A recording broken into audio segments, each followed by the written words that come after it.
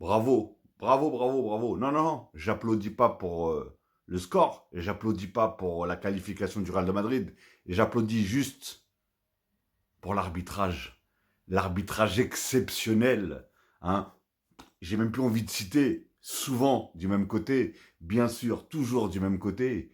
Et mais il y a quoi en fait? Qu'est-ce qui se passe? C'est dommage. Mbappé marque un but magnifique. Hein. Franchement, il est magnifique son but. Surtout qu'en plus, dans l'ensemble, il fait quand même un bon match. Enfin, le peu que j'ai vu, parce que au bout d'un moment, quand j'ai vu l'arbitrage, j'ai dit stop, j'arrête de regarder. Moi, ce genre de match-là, hein, déjà à la base, c'est une grosse équipe contre une équipe beaucoup plus faible, hein, tout simplement. Et qui c'est qu'on valorise et qui c'est qu'on met en avant et qui c'est que, voilà, on punit au final, c'est le Celta Vigo, tout simplement. Il y a penalty, pas 10 fois, ni 100 fois, mais 1000 fois, tout simplement. Et vous savez ce qui me rassure? Une chose qui me rassure, c'est que même, j'ai vu certaines vidéos et certains débriefs et tout ça, même les fans et les supporters du Real de Madrid, ils disent eux-mêmes qu'ils ne comprennent même pas comment on n'a pas pu siffler le penalty. Et eux-mêmes sont dégoûtés. Parce qu'au final, oui, tu te qualifies. Oui, tu te qualifies avec un gros score. Mais attention, parce que tout ça, c'est un score final avec les prolongations. S'il y a eu le penalty, ce qui veut dire que derrière, il n'y a pas le but de Mbappé, du coup, ça ferait 0-0. S'il marque le penalty, ça fait 1-0.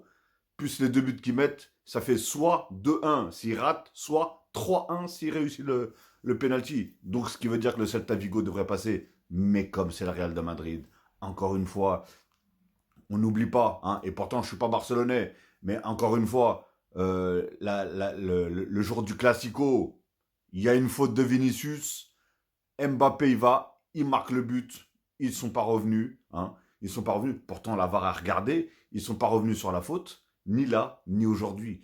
Comment tu peux dire qu'il n'y a pas faute? L'arbitre déjà il a 2 mètres, il n'y a pas de souci, ça va vite, il n'y a pas de problème. Coupe du roi, il y a la VAR, il n'y a plus d'excuses, il y a la VAR.